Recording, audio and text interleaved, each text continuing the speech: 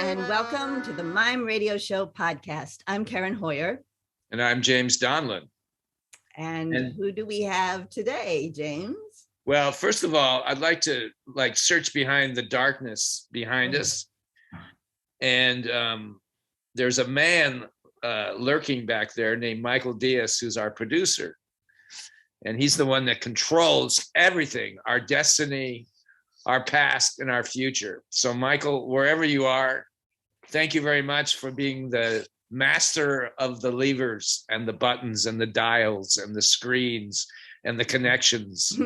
Helps us, makes us look good, right, James? Absolutely. So today we have a group based in Berlin, Germany. Where else is a Berlin? I guess there's one in Indiana, maybe, or Ohio, somewhere, some little town. But the Berlin, Bodecker and Neander, a duo of these wonderful mimes and physical comedians that have been performing for several years. Let me tell you something about them.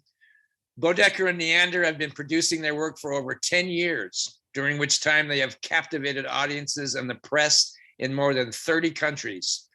German-born illusionist Wolfram von Bodecker and French-born Alexander Neander met while studying under Marcel in Paris. After graduating from his school, they toured the world as his stage partners before forming their own company, Bodecker and Neander. Bodecker and Neander used the term visual theater to describe their work. Silent theater brought to life by a deft combination of mime and movement, mask, clown, slapstick, and physical theater that also integrates elements of film and magic lantern theater. And this magic lantern theater may be something that is very mysterious for people over here in the Western Hemisphere, and we're going to learn something about that. So let's welcome in Wolfram von Bodecker and Alexander Neander. And there they are. Wonderful. Hello. Hello. Hello. Welcome to the Mime Radio Show podcast. We're so glad that you're here today. Yeah, thank you for inviting us. Thanks a lot. Thank you so much. So our first question is always about preparation. We like to know, how do artists prepare? And you two, as partners performing together for a long time, I'm curious what your preparation is, what you do right before you go on stage, how you prepare as a partnership, how you prepare solo, and what do you think of in the moment right before you step on stage? Maybe Alexander, you want to start with your answer? There is always a little bit, of course, all the time very exciting. So the moment before going on stage is, I think, all artists have to they have this situation, and of course it's a lot of preparation, because when we go in a theater, in a venue, we have to prepare everything with our technician. We have to set up the lights. We look how big is the stage and how is the proportion. Do we perform in a big stage with 500 or 800 seats, or it's a small one with 50, 60, 100 seats. So this is always the first thing when we come into a theater. Then we look, we see the stage. We have to know, okay, this is our center. This is the wings. How is everything made up? So and then, of course, when everything with our technician is prepared with the lights, and really to find the magic also of the theater, because this is the main thing, to even if the theater is not really wonderful, we try to make something with the light and with the atmosphere that the people really forget where they are sitting. And this is our first idea, is to that we are not performing for ourselves, but we do something for the audience, and the audience has to be comfortable and yeah. So this is the work we have during a whole day when we prepare a show. And of course, I mean, when 2 minutes before the show, we are really excited. My hands are wet, and I'm going right, left, and Wolfram is looking at me like, stop, stay calm. And so it's sometimes it's really exciting. So Alexander, are you the nervous one and Wolfram is the calm one, or what about? It's really depending. It's depending. Yeah. Yes. I mean, yeah.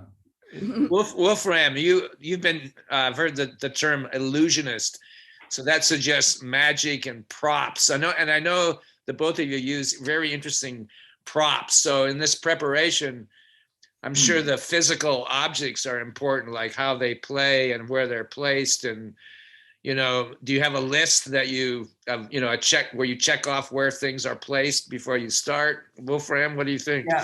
Yeah, exactly. I have a list, but I have it in my head, and sometimes I lose it. But normally I have it in my head, and when I see the stage or the backstage, it's a little bit like in the music. So you hear a melody, a music, and you know what is coming next, in fact. And when I see the table with all the props, and I see, oh no, it's missing this, and it has to be here, but most of the time it's right. So, but that's a kind of a sacred, like a ritual. Ritual. Yeah. I know, like I have a reputation of being so particular with my props, whether they're clown props or whatever, like I won't let anybody else touch what I'm doing. Yeah, exactly. Can I help you pick up after the show? And I say, no, I know where everything goes. No. Right. Don't even think about it. It's exactly from the magician. I have heard there's this sentences: prepare your props. So right. and do it by your own. And do it yourself. And this is a kind of, so I like it because I know even when it's dark, so I just grab here the things and it's folding, you can, how do you say it? Defold it? Unfold it. It unfolds. Unfold it immediately, and all the things. And it's more, it's a central thing also. Yeah. And sometimes I think about how the big magicians like David Copperfield, they do it by their own, or do they have some people they prepare it? What you're describing is like the sort of the aspect of touring. When you're not in the same theater, you're going to a new theater each time. So you're in a different space, and there's all those sort of technical things that can sort of, occupy your thoughts. How do you center yourself so that you're ready to perform and be there with the audience? Yeah, that's really like Alex said, when we go on stage. So that's really a moment, just before when we prepare the lights and sound and props, to be in the center of the stage, and then you see and you feel, okay, the proportions are really different. I need more time or less time to go out, and maybe we have only 2 wings.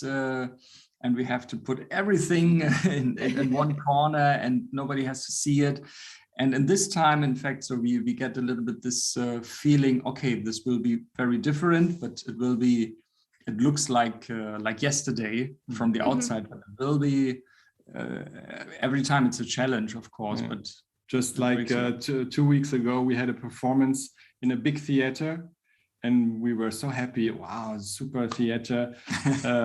And then we started to put our props and table, and then the one technician came, there you can put anything. Okay, then I go there. No, it's not possible. Here? No. And then he said, no, because the firemen, they won't, it has to be free. But we have to perform. I mean, we have to put the stuff, and we don't walk like 10 meters backstage to get our stuff. No, it's not possible. Okay, we find a way. So we were like losing 15 minutes to negotiate a corner on the backstage to put our props. So this is also. What about that moment, like the 10 seconds before you enter the performance space, before you go onto the stage in front of the public? What goes through your mind? You know, we have all this physical preparation. I'm sure you do physical warm-ups, you know, we can talk about at some point, but what are you thinking up here? Yeah. Get yourself ready to enter. I think the main thing is about how what will be the first reaction of the audience, because this makes you comfortable or it makes you fighting. Yeah, because we know exactly at what moment normally the audience will have a laughing or reaction, something like that. And if we come at this point and there is no reaction, then it's the moment where we say, oh my God, this will be a hard performance. And how do you get through that moment? If you have that thought of this will be a hard, like Wolfram, how do you like shift your thinking if you feel have like a little connection between the two? Yeah, I was going to ask you, you two have been performing for a while. Like, you know, are you one body on stage, or you still have your differences and you have to take the moment to connect, you know, who's the right arm, who's the left arm, you know? Yeah, no, but sometimes it's like, sometimes there's a feeling like we are really connected in this moment. And sometimes I feel, so everybody of us take this moment of the reaction of the audience very differently. So it's very different. But just before coming on stage, so I'm also very often very, nervous or excited to go on stage, of course. But one sentence, it helps me a lot. So to say to myself and also to Alex in the darkness, I say, have fun, have fun. So it's just let it go. And I hope it will be a nice celebration with the audience, a fiesta with the audience together. So we never know. So sometimes maybe we are stiff on stage and the audience is stiff as well. So you never know. So it's yeah. Are you still having fun after all these years? You know, these long years. Yeah. I mean, it's like performing. Each performance is so different every time, and it's like it's like a new performance. And sometimes also. Just a few weeks ago, we had a performance, and we performed a sketch, which we didn't perform since more than a year, and we did no rehearsal for that.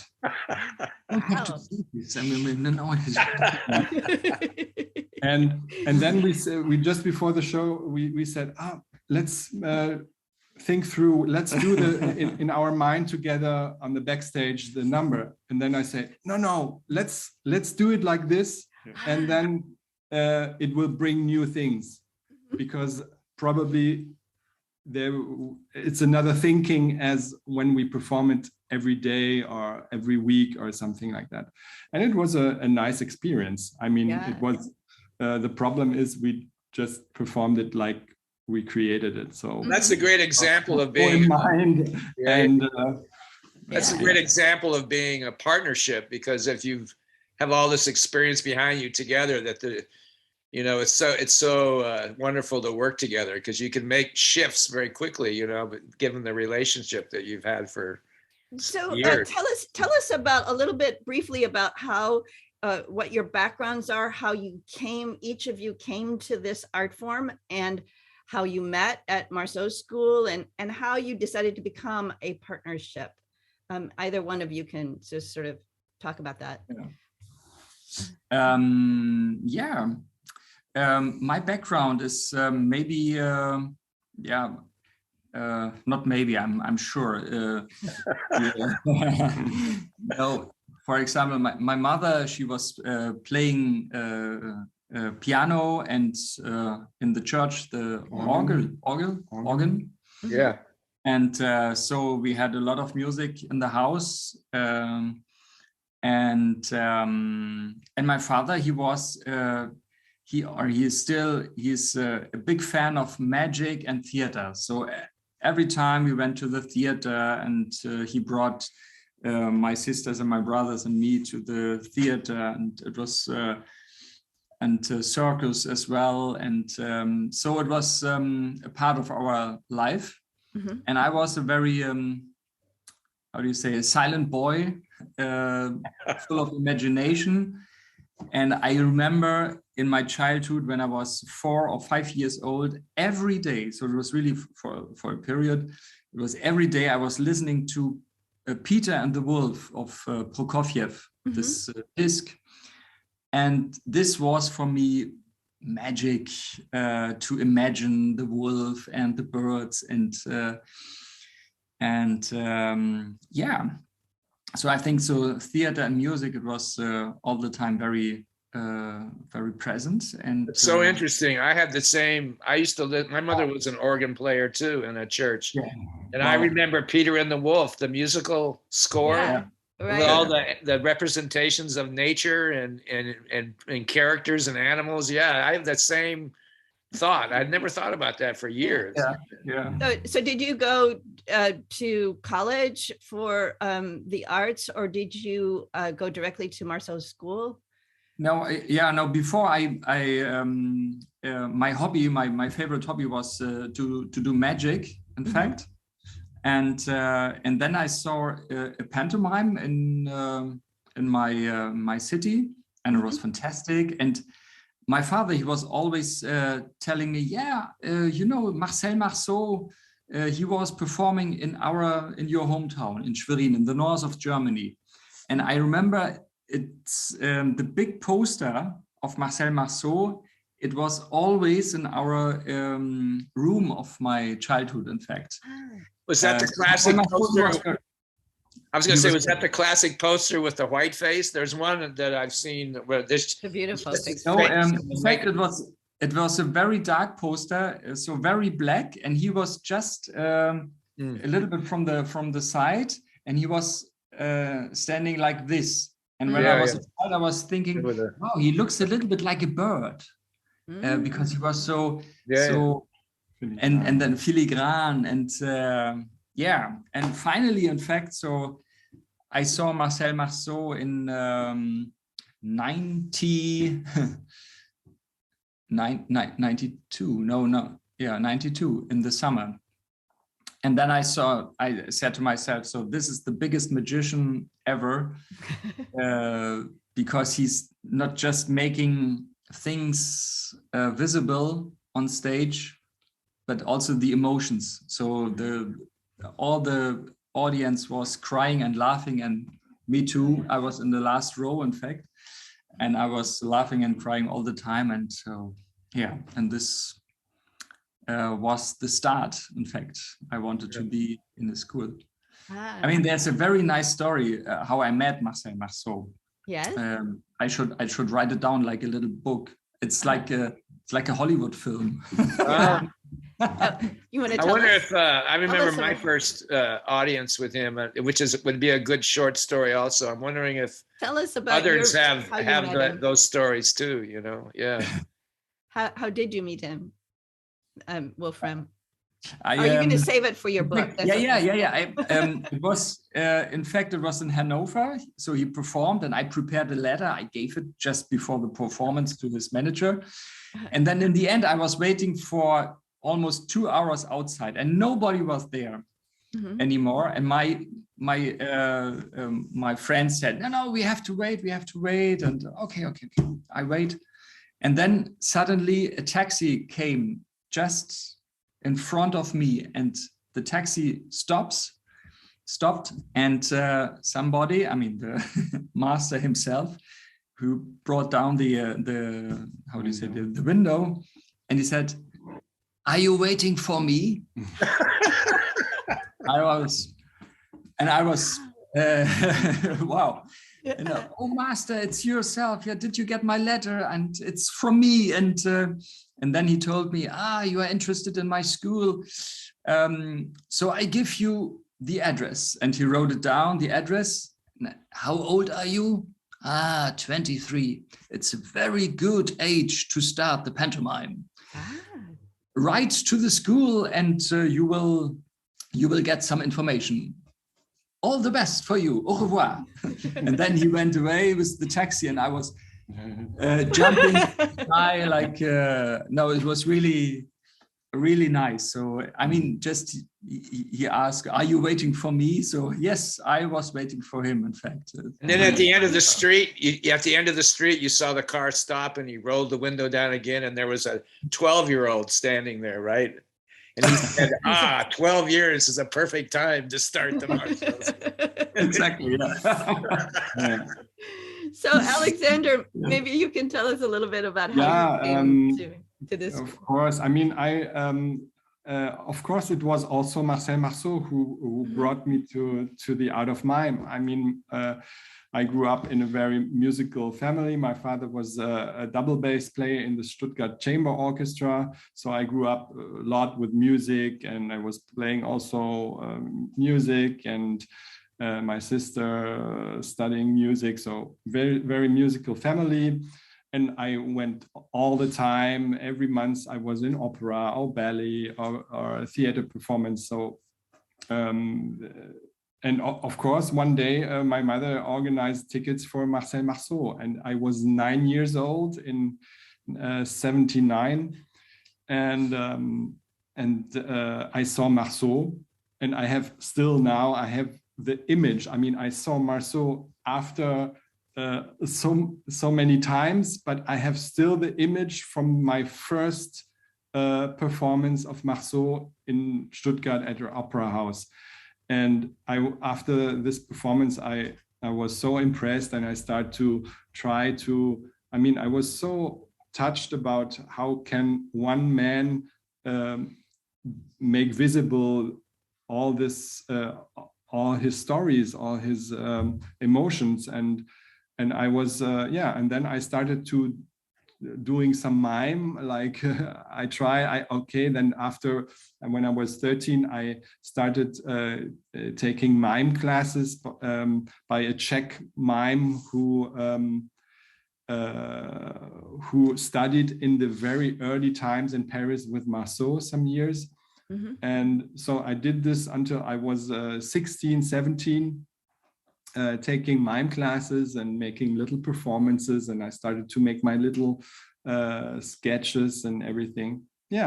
And after I finished my school, I said, okay, let's do. I want to do some. I was probably study music or like doing something with film and camera, and then I said, oh, mime.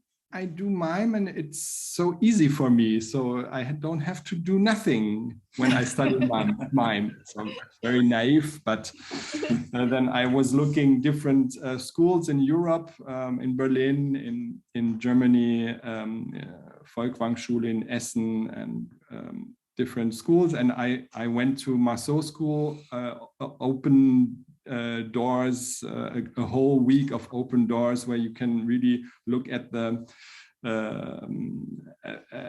what's going on in the school. And I was looking at Marceau's teaching, and I was so impressed. I said, I have to go there. And 6 months later, we met there for the audition. Which was also a 1 week audition, like from Monday to Friday, and and so we entered together at the same time. That's. It was destiny. You met each other at the audition, and then you became friends and partners, right? From the beginning. And I remember when I was sitting when I was 9 years old, seeing Marceau, I was sitting there and I saw the assistants in this wonderful costume with the feathers and everything, and they were holding the cards like this, very with a big grass and then I say, oh wow, I would like to be there one day.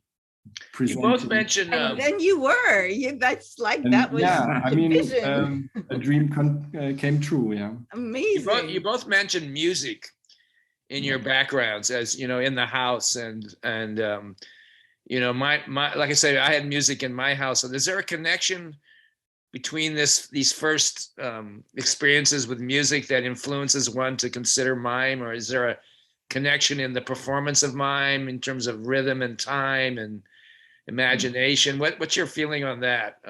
Maybe Wolfram, what? Yeah. Is there some inspiration that music brings? You know, we have dance and we have other forms that are driven by music, but how does that connect to mime and movement in the theater sense, do you think? I'm sure. I mean, in the beginning, I of course I couldn't see this, but little by little, in the time with Marcel Marceau, I found out, and Marcel Marceau, he said it all the time. So the art of mime is always connected to the music. So the silence doesn't exist, in fact. Even when you cannot hear something, there is a melody, there's a breathing, there's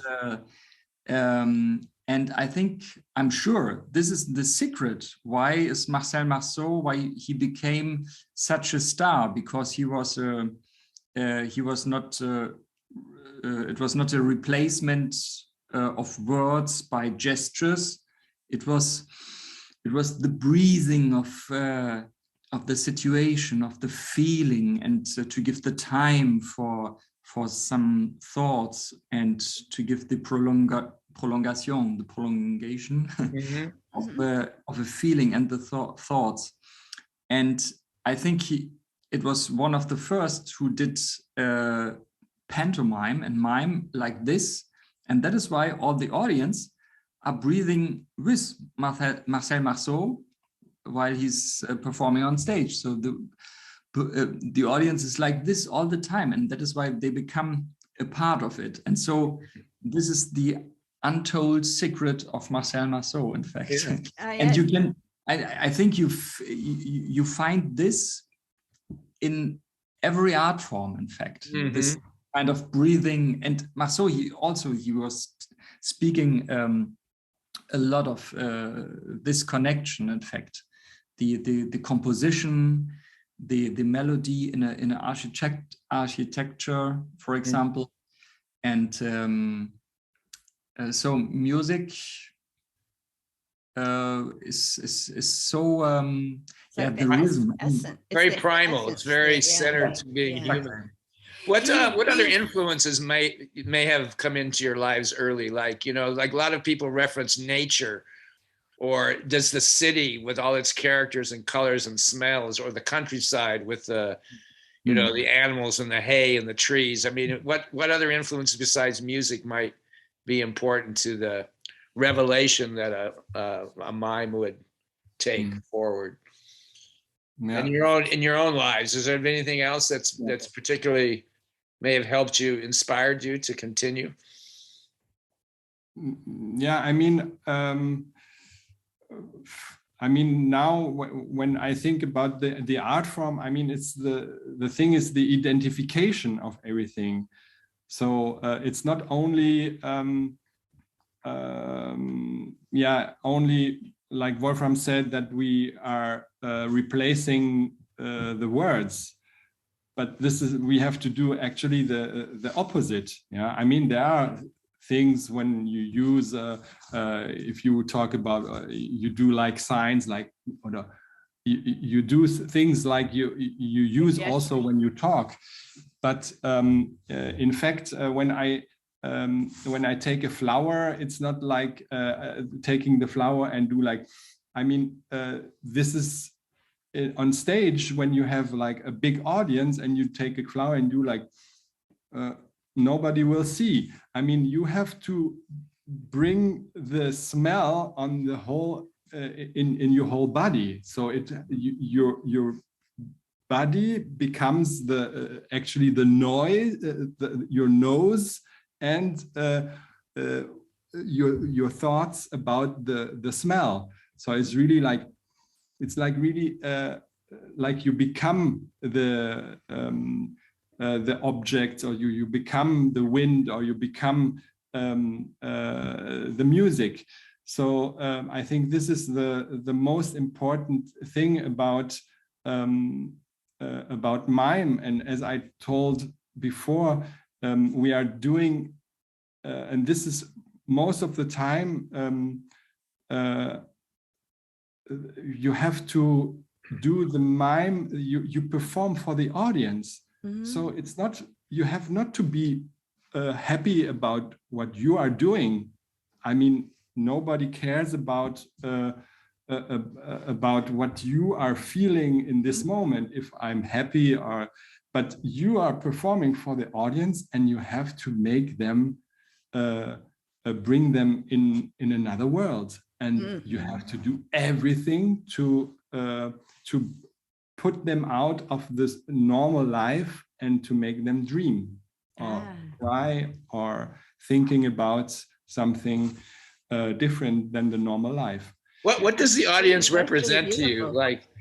Like what, like we were talking earlier about how you prepare, but then you've come, you appear in front of this force of nature, the humans that are watching you.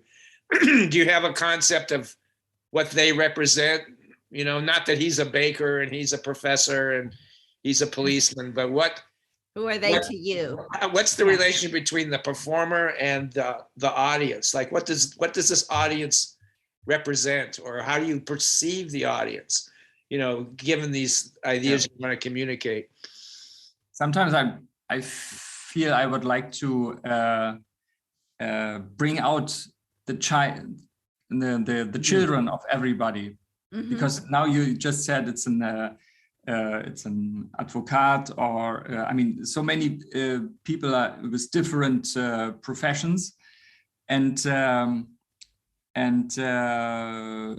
we say very often, so everybody is connected in this kind of performance. So no matter of age, so it's from 6 to 99, all people should be happy in this performance, and also all professions or all social levels, if you want, they are unified in this performance. And I think it's a little bit the childhood that the people bring together in this moment. There are a lot of older people, they say this, I felt like a child.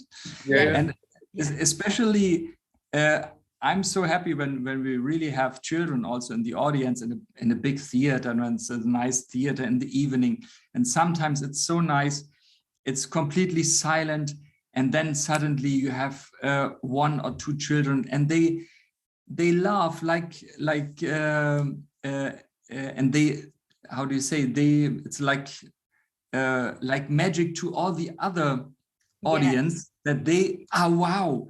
Yeah, they're bringing the little child is making everybody else in the audience become a child, and that's it's sort of like what you said, that like your key right before you go on is let's have fun. Let's that's what kids do. Let's have fun, right?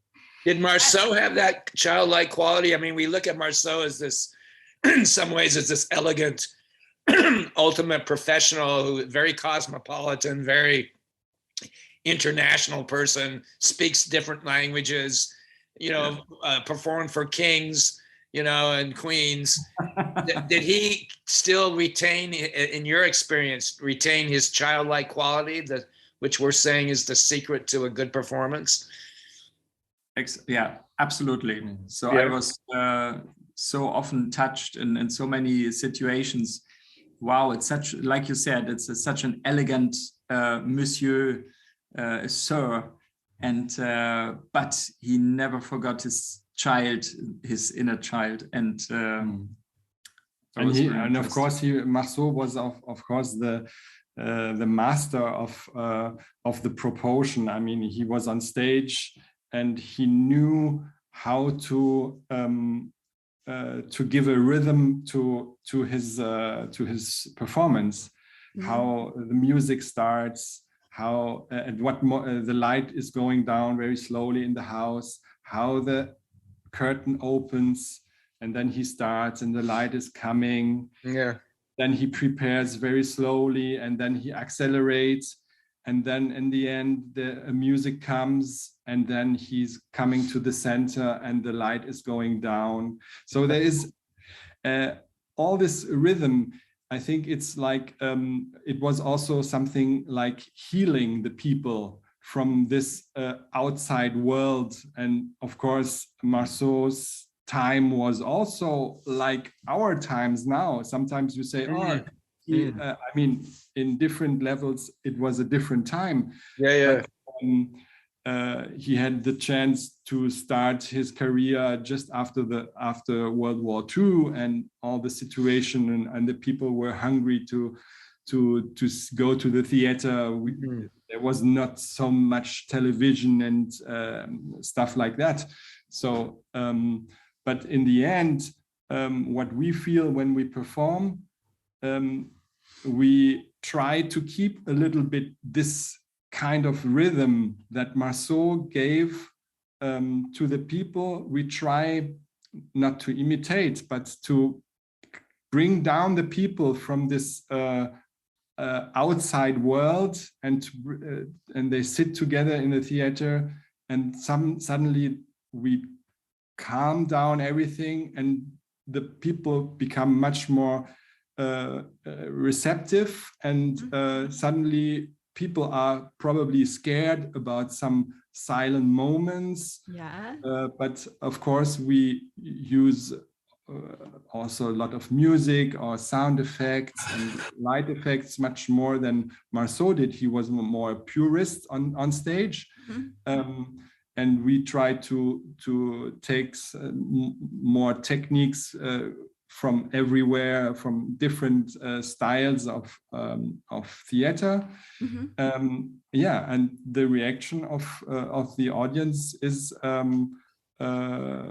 sometimes it's very nice for us, because the people say, yeah, I'm in a complete other world, and the people are they have to enter into it's not like you sit in a theater piece and everybody is talking and you understand, and if you do like this, you can hear that what he's talking, you understand. But if you do in a mime piece, you do like this, and you look like this, you probably missed a very important part, which was like 3 seconds, but it was the main thing of the so there's piece. this power to this effort to bring the audience with you, to almost like a meditation or a trance. I like this description you have, that art is a soothing and a healing force, you know, and it's so important to humanity.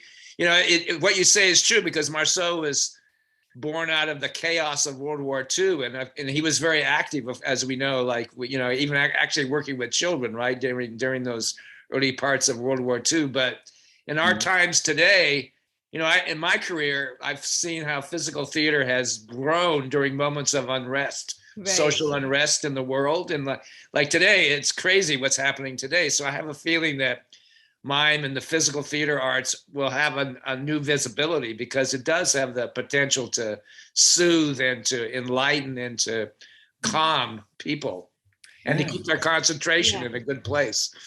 So Alexander, you were telling us a little bit about how the two of you met at Marceau's school and then became a part of a company that Marceau formed with his students, and you toured with that, and you toured as his assistants. But I'm really, really curious about how the two of you became partners and how you work through the creative process of being partners. So tell us a little bit about that sort of evolution of your. It's a little bit like being a married couple, I think. You know, like what are the triumphs and what are the failures and what are the challenges? You know. Actually, it was like. It was a little bit by chance that we came together, because we were not like sitting together in the school and we said, come on,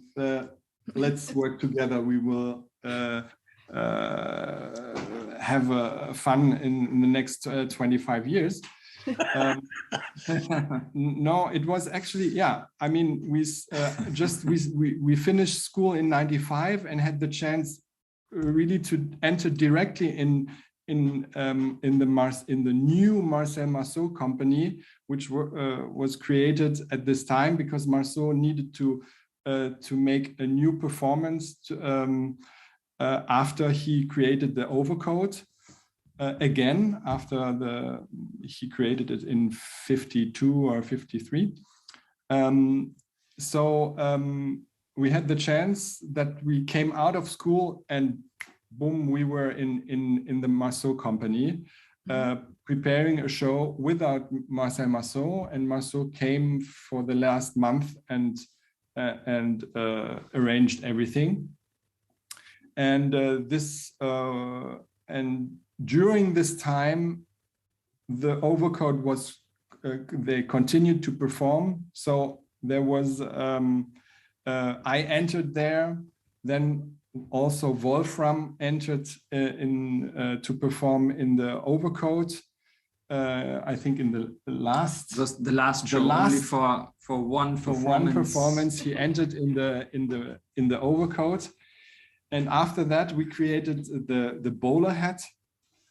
Also a beautiful homage to Charlie Chaplin.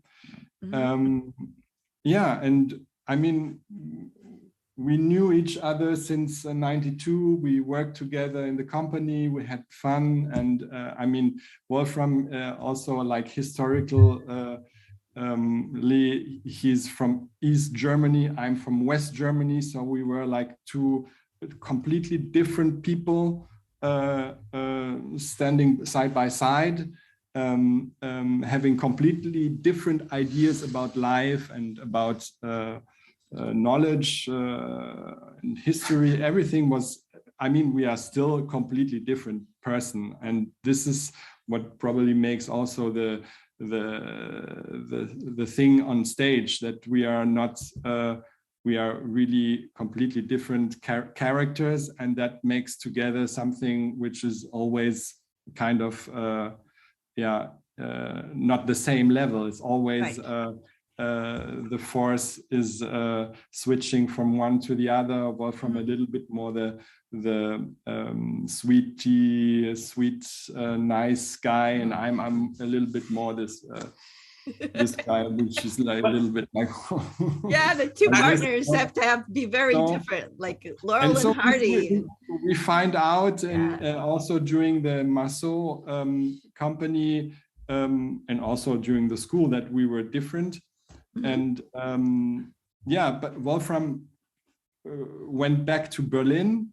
Also during this time, he came only when we worked with Marceau company. He came to Paris, and I stayed in Paris.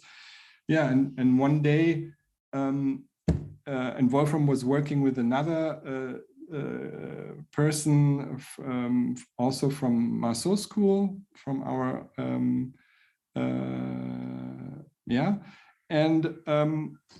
so one day we had Wolfram had a proposition to make a show on a cruise ship, a German cruise ship. And then we say, okay, cruise ship, 1 hour show. You have like two solos. I have 2 solos. Okay, I come to Berlin. We create 2 duos, and then we go on the ship and we make the 2 weeks of cruise ship.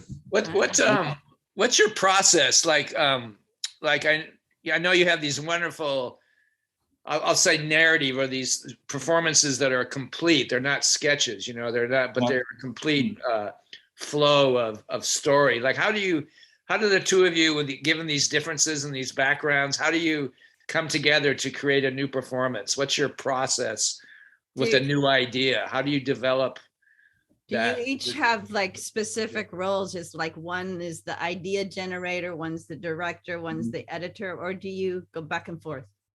Yeah, it's very different. So we change the roles very often, in fact, and there's the third person, it's Lionel Minard, who is our director. And so we are sitting together.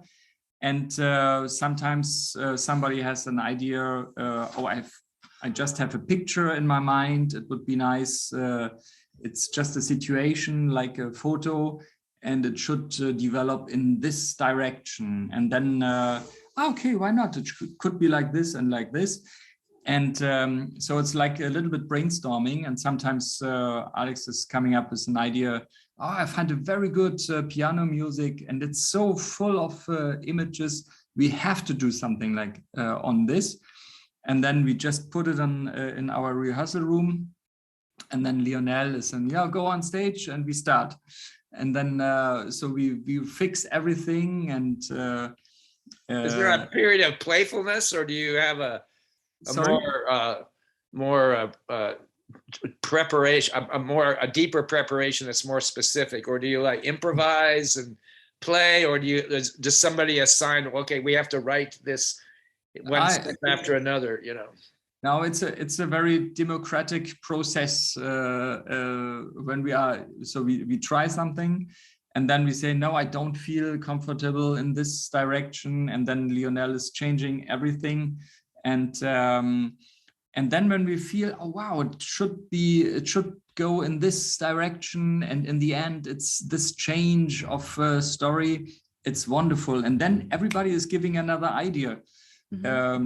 For example, yeah, we have one number. It's the great line tamer. It's a little bit like Marcel. He has also a line tamer, but in this moment it's an assistant and a line tamer. And we had this idea of circus. And while doing this, we came up. We had the idea, it's maybe interesting that the assistant, it's not the assistant, it should be the psychologist who's in the psychiatry, in the clinic, in the hospital, who calm down a little by little, the line tamer who thinks he's the greatest artist in the circus, in fact. And so little by little, we had more and more ideas to change the truth what we just gave to the audience. Yes. And so it's just, oh wow, it's like this. I know it's like this. And in the end, it's even we hide it. No, we hit the no, we did. Oh, now we played that the line is in a paper bag. So yeah. And in the end, it's even the paper bag who's moving, and everybody thinks, oh, it's a line. It's a real line in this paper bag. And so and everybody is giving ideas, and Alex, he comes up with we have to make this sound and this sound, and Lionel, now we have to making the images like this. And so it's a process of creation, in fact. A lot of generosity. Yeah. Now you've performed in 30 different countries, so there's different cultures, different kinds of people. Do you find that people are the same everywhere, or is there how do you adapt these ideas to a different country? Do you do that, or is there one common? Yeah, for my hometown in the north, I have to adapt everything. In the north, they're so, it's really funny. Yeah. Yeah, a little bit slow. No, actually, it's really, of course, for us, the most exciting was performing in South America, because we had the chance that former agent of Marcel asked us, you have a show? Okay, I can organize some performances there. And then during several years, we went there for like every 2 years, we went there for 5 or 8 shows.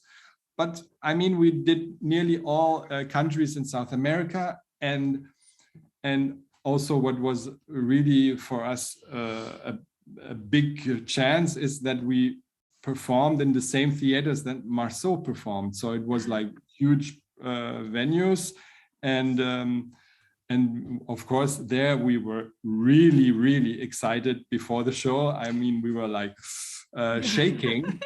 but it was the most comfortable audience because yeah, they want to, they go to the theater. I mean, they have not so much theater than we have in Europe or in North America. And so when they go to the theater, they want to have fun. They want, so you start to perform, they react, and you feel immediately comfortable, and the audience is really like making a festival out of the show. Yeah, Latin America is, you know, very family oriented, so the childlike spirit is there. Yeah. It's very surreal. There's very, you know, lots of magic in the atmosphere in Latin America, and there's been a lot of struggle, you know, socially in places. So there, it's a wonderful soup or crucible for a performance to happen in Latin America. Okay. Yeah, and of course, I mean, we feel even in Germany, we feel like big difference between the north and the south, or if we perform in a festival, or if it's another organization. But in general, I mean, we performed in China. I mean, it was also incredible. I mean, the reaction were like really interesting and like not comparable, but like the style is like when they applaud, they make like and then it's finished, you know. It's not like you have more reaction. Right. So it's different, but we had the same, like the Chinese, we had also in Netherlands, we performed, but there was no reaction 1.5 hours, no laughing, no nothing. So we were like performing in front of a wall. And then after the show, standing ovation. Wow. And they were gone. So it's just like a different cultural reaction. What about disaster stories? Do you have any, like one short disaster story on a tour somewhere? Anything that happened? That was stories. Yeah. Maybe too many to mention. I mean, we were performing in, but it's not really a disaster for us. It was artistically a disaster because we had two performances in Buenos Aires, and it was announced, and in the whole city there were like a big advertisement, and we were like walking in the street and you know, all the advertisement, and then one day before they say we cancel one show. But why? Yeah, because there is a big football game, Argentina against Brazil. Yeah. So there will be nobody in the world stops. The world stops. Yeah. In the audience. So everything stopped, and we performed only one time. And also something in where I was really impressed. We performed in Bogota. And it's like very high. It's like 2,500 meters. I don't know how many miles that is, but it's a very high level. Yes. And we performed, and then there's one part of the show where we are running and make a pursuit and everything, and then I started not to have enough oxygen because the air is so thin. Yeah. And then I just finished the performance to the intermission, and then I really fell down, and then they came with a bottle and they do like wow. And then I was like wow. Well, we had to say goodbye to James, but we still have lots and lots of questions. And my particular passion is to learn about how artists create their work. And when I was looking at your website and looking at the different pieces that you have there, it seemed like some of them are really fully staged, like they're very elaborate. This one that I was so fascinated by was the one with the door that you walk through, and sometimes it's film, and it's quite beautiful. I would love to see that in person. Is that one that you actually tour with, or was that a standalone performance? Yeah, this, for example, it's a creation about it's an homage to Erik Satie, the French composer, and it was created in the Concerthaus here in Berlin. They asked us to create this with Lionel and our team, and we performed this for a long time there. And then they stopped it, and then we asked, okay, we will buy it, we will take it, and because this is we love this piece and we love this person, Erik Satie. Yeah, we could tour with this performance with different musicians. So we have a pianist and accordionist, and so it's for young people and for adult people, and but it's a heavy piece. So we need a little truck to organize everything. Right. But it's really it's magic, because this music and this personality, Erik Satie, he was such a child and so surreal. That we love this piece, and we will continue to play it, but not so often, in fact. Is that with live music then? Live musicians that are exactly, performing live with music. you? Yeah. Music, Do you And of course, go on? This piece, of course, there is also a lot of props, so it's a little bit different to our normal performances. And every little part of this performance is connected with the music and with the real story, what really happened in his life of Erik Satie. And yeah, it's a little like for us, it's a little treasure. So you open, and also for the audience who discover this performance, it's like 1 hour and 10 minutes, like every 2 seconds there is something new appearing, disappearing. Also, we use this kind of black theater, like props moving in the space, and all is connected with the music. A beautiful work, also with video projection, and this door, you can see it becomes different things.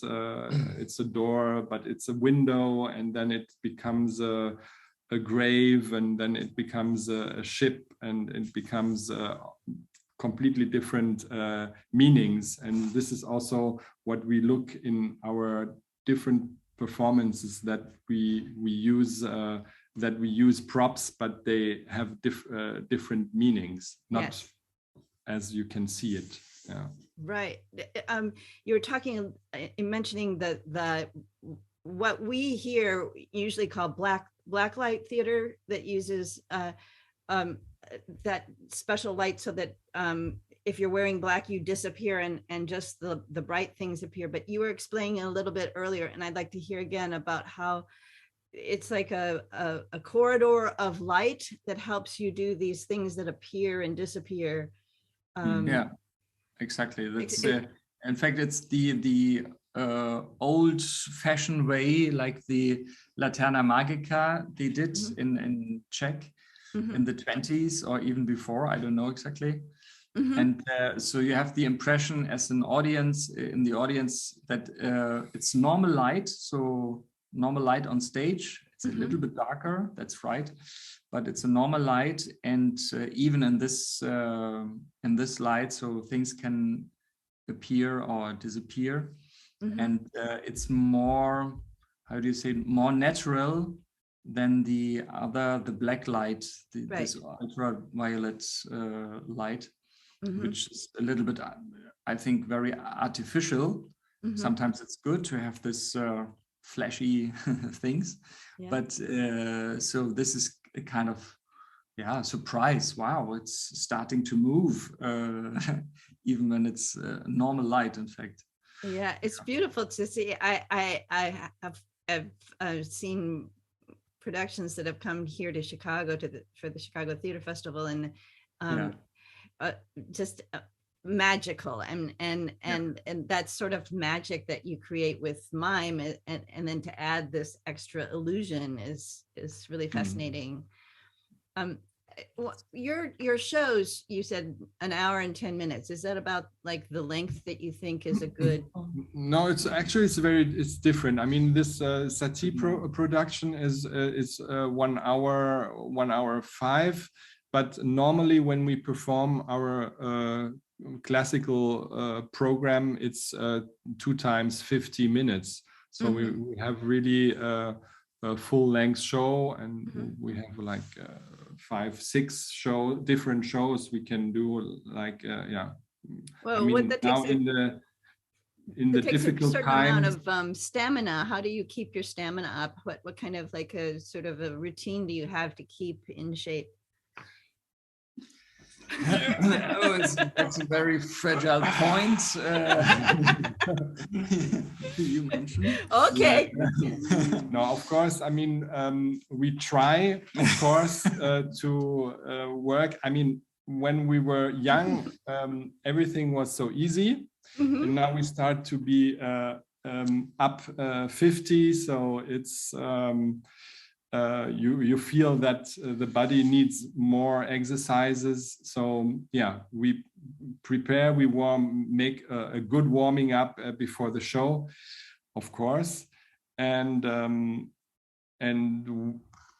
I mean, we have around 100 shows a year, so we are all the time like in shape and working, and if we are not on stage, we are on the road.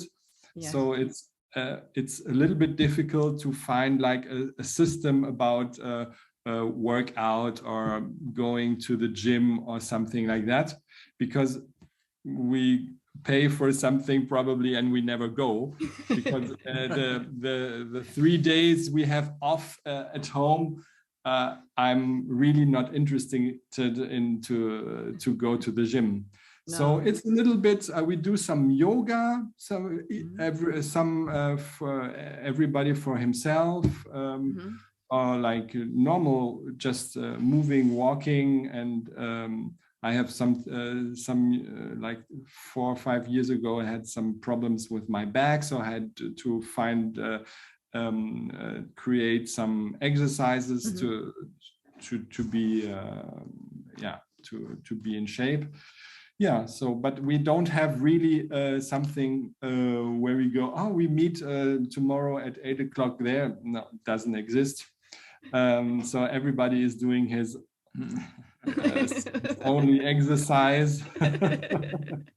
Well, I really, James and I have talked about this, about the mimes that we've met that have very long careers, and the fact that because as mimes we use every part of our body, and we're like isolating different actual muscles that mime is good for your longevity. I mean, Alexander, you were talking to us about you guys were with Marcel when he was quite elderly but still performing, and that sort of is a homage to the science of mime keeping your body alive. Yeah, I mean, this was the magic of Marcel, because I mean, he said, I mean, he never did one exercise. For him, it was like playing was his exercise, and he performed so much that he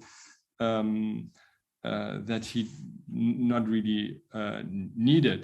But also, we knew him when he was.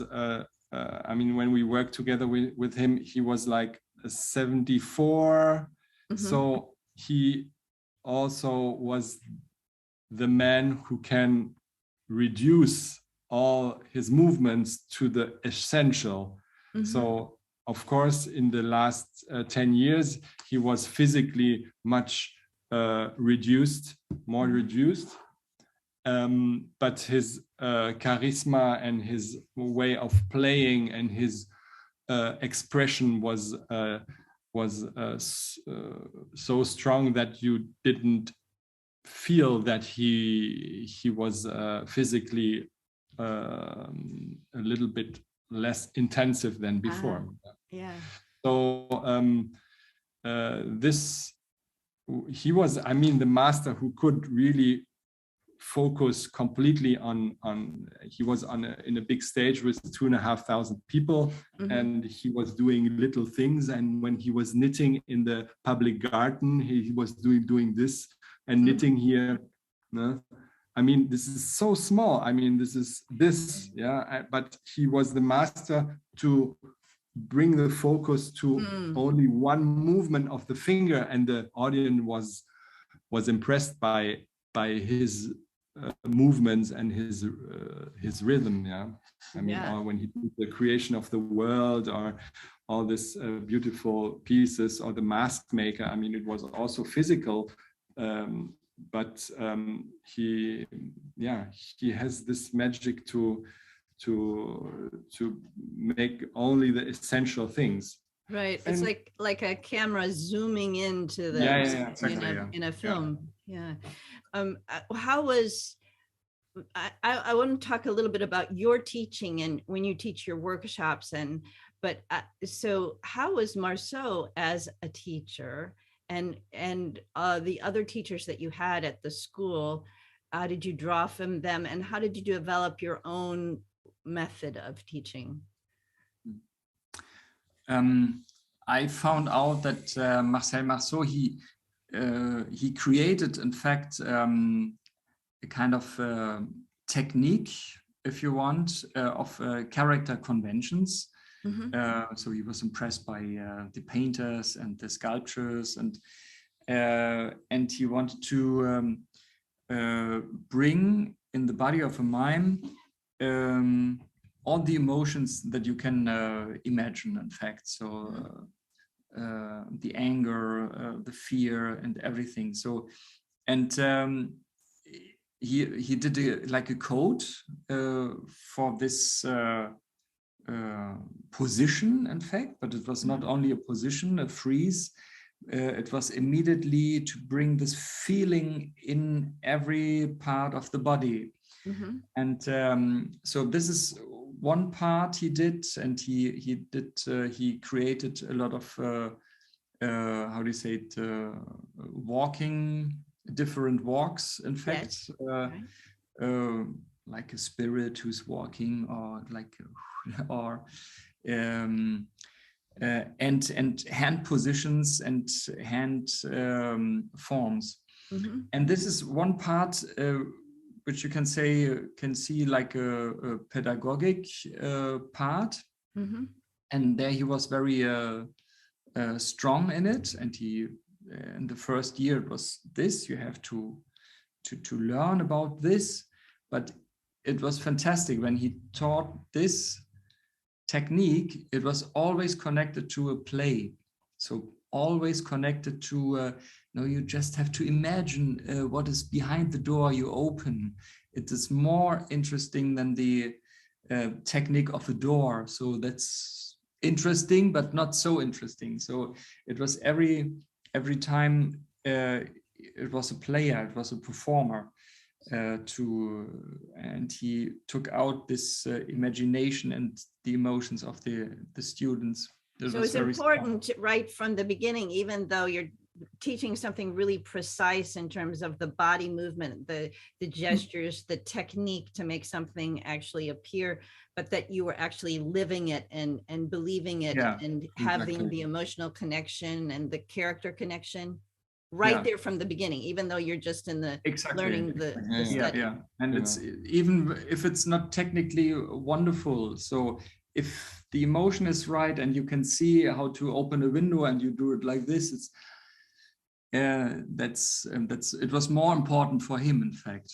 Well, I find that's what draws the audience in, of course, but then a student that is just looking at it, they say, okay, I'm going to figure out the technique, and they just do the technique and they don't have the heart underneath it. And also what you were saying earlier, it's not just the creating the object, but what are the layers underneath that you're talking about, finding all the different layers when you're creating a piece. It's not just the basic story of this is how it looks like when somebody's in their house eating breakfast, but what's underneath, what are they feeling, what's exactly. That's it. How do you guys work when you teach your workshops? And maybe just wanted to add the second part from Marcel Massot while he was teaching. So this was the education part, if you want, of the pedagogic part and his creation. And the other part, it was really an experience in the first time, because I was not speaking French in the first time, not so much. And he was speaking half of the time about mime theater and the other half of the time about culture. I mean, religions, different countries, the architecture, about music, the compositions. And I was, it's too much. It's too much. I can't understand. So, but little by little, I get this, what you said. So what is underneath, in fact. So it's not only play a situation you can see, but it's more important that the situation you play, it develops, it's changing to another feeling, it's changing to another world, in a dream and everything. And so this was really a very rich moment. And when he was speaking about other countries, you could, about the culture, so you could be sure that he met all the people alive, I mean, in the situation. So he was traveling all over the world, and he took all this treasure of culture, the music, the different rhythms, in fact, in the culture. So he brought he brought the experience of the world and the life he brought into his lesson, and told us about it to us young people who are like naive, and then we were so impressed about it was like a history lesson in the same time. It's so interesting that he found that it was important to share with his students sort of like a whole education, not just specifically mime, but why we do mime, what is it, what's that storytelling that we want, and where do those stories come from? So I mean, and he was very open-minded for other propositions, for example. So he was there were a lot of people, they were really good dancers. I did some magic, other people, they were musicians, and he encouraged everybody to, you are a dancer, so do a little part in this creation where you really not only show you are a dancer, so make a dance with a very special feeling, so it would be a very good touch for this piece you do.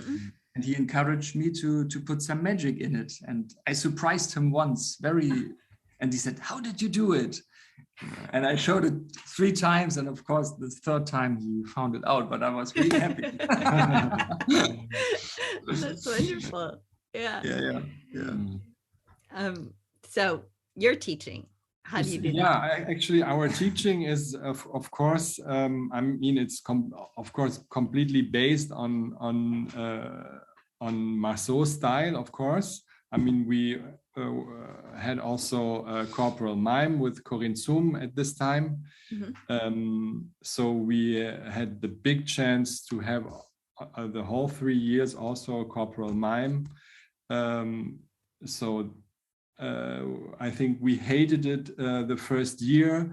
The second year we started to say, okay. And then the third year we start to to have a little bit success because Corinthum was really hard with us, but yes. I have taken a workshop with her, and it's fascinating, and they're so beautiful to watch too. So actually we think about her a lot of time because she said so many important things, and but we don't teach corporal mime because it will be not good enough. But of course, the base is of course the language of Marceau, all his walks, the hands, the different the five senses, the six senses. 5 centimes. And of course, then the convention, the character conventions, which is also, I mean, this needs also a long time to I mean, I understood after the school was finished how important the character conventions are. And then this is a good part of course, of our work. And then, of course, there is also some influences about other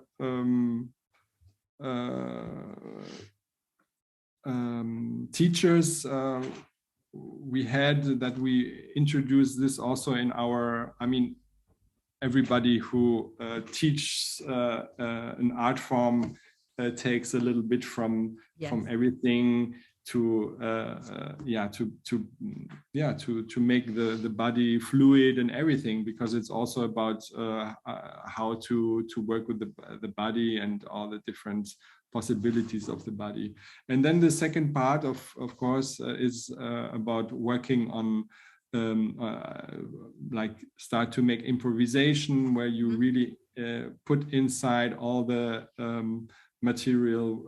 We worked with the conventions and with how to use the hands and the walkings, of course, put inside of the improvisation. Then we start to make improvisation, or we give some parts of ideas, and we work. And so it's a really we really we do it not very often. We do it like 1 or 2 times a year. We give a workshop because we prefer, of course, we have a lot of performances, so it's takes also a lot of time to give a good sometimes a one day workshop is not very interesting, but then a week is really nice. Wolfram was also a teacher in the mime school here in Berlin several years. So this is also a pity, because there's so few mime schools. And so how do we inspire the next generation to take up what we're doing? Like what is your advice to young artists that want to pursue mime? James and I both feel like this is like such a beautiful art form that we want to kind of reintroduce and re-energize. What is your sort of advice to young people? Yeah, I mean, for example, during the workshops we give, for me the most important part is maybe the part for the creation. So because even if you have 1 week, so everybody is coming with an idea of mime or idea of theater or idea, I want to be on stage like a clown, or I want to do something with my instrument, but in a bit different way. So, and I think this is a very good space, in fact, to invite these people and all these ideas to present and to try to develop an idea of a performance of 5 or 10 minutes, and to see and to feel how do you can make a composition of a little number, of a little story, which with a lot of different details in it. So a part ouverture, it's just mime, and then it becomes a little moment of dancing, and so there are a lot of things to do, and this I felt. All people, and we don't have a limit of age, so we have sometimes very young people and a lot of people with some more years.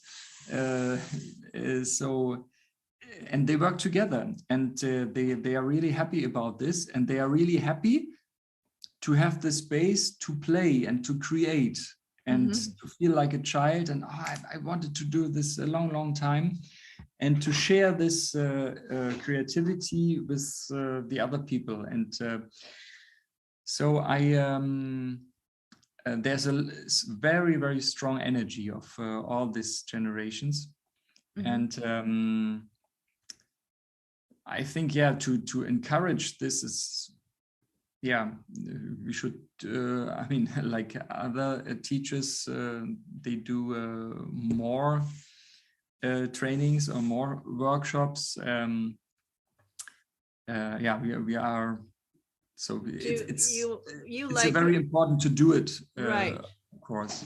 But the other aspect is that you, like, I mean, both of you talked about how you were inspired by the performance, and that's what you guys, that's what your gift is to the next generation, is you are doing so many different performances and you're traveling in so many different places, that same inspiration that you had as young people from seeing Marcel, you're carrying on that to me, I'm not going to put words in your mouth, but that's sort of your legacy, that you keep performing, you keep touring, and you keep sharing that.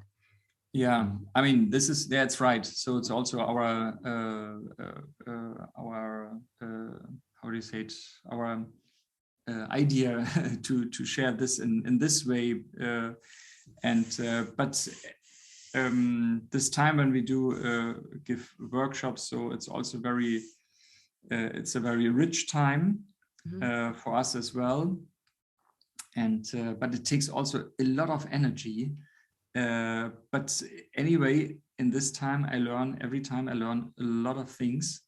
But you're right. So we are still right now. It's wonderful to play and to create new shows, and so to bring this mosaic together is so many things. So we have to calm down a little bit. Do you have any plans to come to the United States? Yes. I would absolutely love to see you a live performance. Yeah, I mean, we would like to. Never had the. I mean, we came like in around 2002, something like that. 1, 2, and it was. Yeah. Well, it's about time that you came back. Yeah, we came with an orchestra, with a German orchestra. We came to Chicago, Ann Arbor, and New York to make a concert. I mean, the orchestra made a concert, and that's also a thing. What we do is this kind of visual concerts that. There's an orchestra, they perform one piece, and we create on the music from Stravinsky or from Philip Glass or from Respighi or from Mendelssohn or Mozart. We create a pantomime. So at the end, you are thinking that the pantomime, the piece is actually the music was written for our performance, because we make really the timing perfect with the on the music. And actually we came with this orchestra to make 3 concerts where we performed Philip Glass the orchestra performed the Philip Glass music, and we created something on this music. And Philip Glass even rewrote the piece for our for this creation, and also we performed it in the Metropolitan Museum. There's a concert hall inside. Ah, wow. And there we met Philip Glass. Oh, lovely. Oh my goodness. So this was the only time that we came as a duo to the United States, and it's 10 years ago. Yeah, it's 12 years ago. It's time. The time is ripe for you to come back. Yeah, that would be wonderful. Time to come back. Yeah, and now it's, of course, it's very difficult to come in touch with the theater or with the, I don't know how it works in the United States with all this organization. I mean, first Corona has to go away, and but we are now thinking about Were you sort of shut down for a while because of the COVID?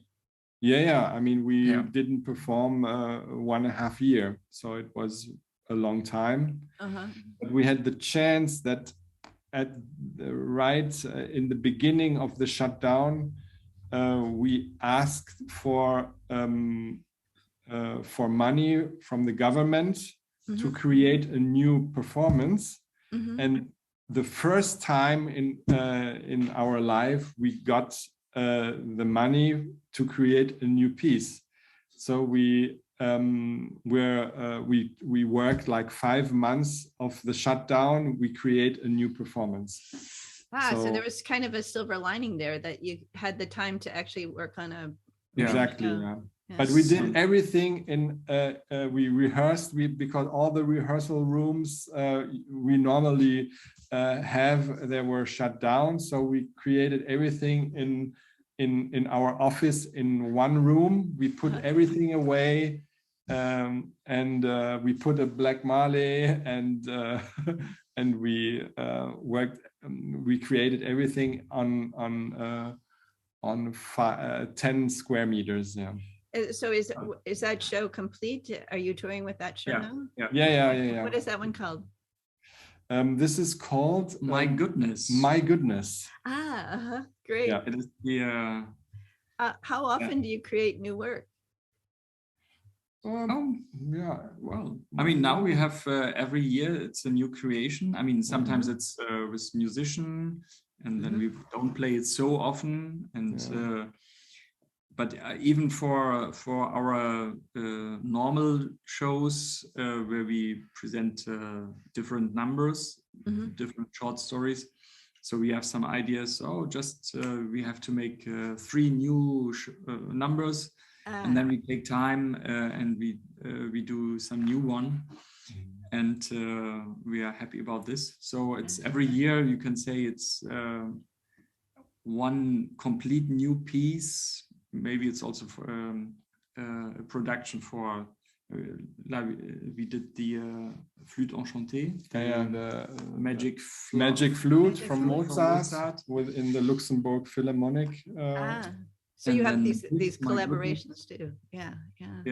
So it's very different. And now we are looking forward to do a new creation about Felix Mendelssohn Bartholdy, the composer from Leipzig. Yes.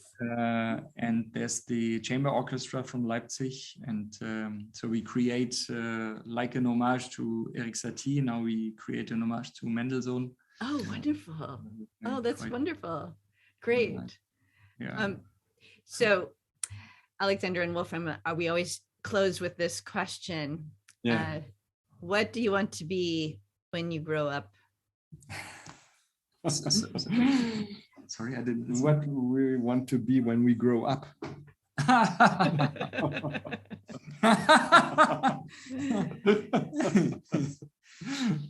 Yeah. No, for me, I think the most important is that, I can see people who are now on my age and 5 years older and 60 and older, and when I look at them, I tell to me, I want to stay as long as possible with the young energy and with a young spirit. Yes. This is what I imagine how I want to be one day.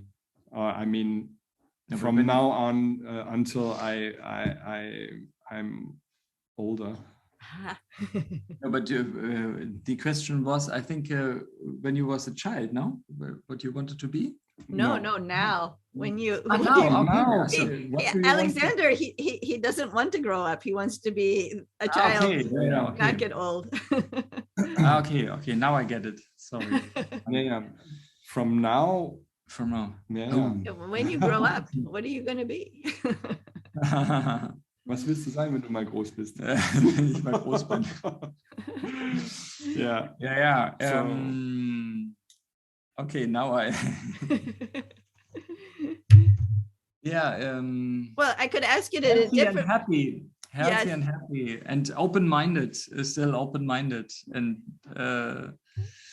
I think, and not angry about something. I think to be able to enjoy this this wonderful world with a lot of treasures of. What you just said made me want to ask the question in a different way. Are you what you thought you were going to be when you were little? Did you grow up to be what you thought you were going to be? Yeah. In fact, I wanted to be, when I was a child, I wanted to be the replacement of Marcel, of Charlie Chaplin. So I thought when I was a little boy, so no, when Charlie Chaplin is not there anymore, so I can do this work. That's good. And so I met Marcel, another god, in fact, yes, beside of Charlie Chaplin, and so I'm on a happy way. Yes. Yeah. Alexander, did you turn out the way you expected? Are you still thinking about it? No, I think I'm quite happy. I think it's exactly, I mean, it's could be always you think it could be more and more and more. But I think when I look back now, the 25 years we worked together, it was like always like going like this. So I think like this, and if it continues like this, it's good. Even if it goes like this, it's also fine. Yeah. But I think it's good to look back and to, for example, in this time of Corona, the shutdowns, really we had to stay still and to see also, I mean, what we could create until now, what kind of chance we had to travel in different countries, to work in freedom. I mean, totally in freedom. Of course, there are some frontiers economically, but I mean, we do a wonderful art form, and this is very important. We work together with friends, so all the time it's a friendship. We are surrounded, and this is really a privilege, in fact. So yeah, I'm really thankful to all these years. And yeah. Well, I wish you both like continued success. I can't wait to see you guys in person. I hope that happens. And thank you. Thank you so much for being a part of the Mime Radio Show podcast. It's been a wonderful interview. Thank you. Yeah, thank you so much. Thank you so much. So hope we see you in life.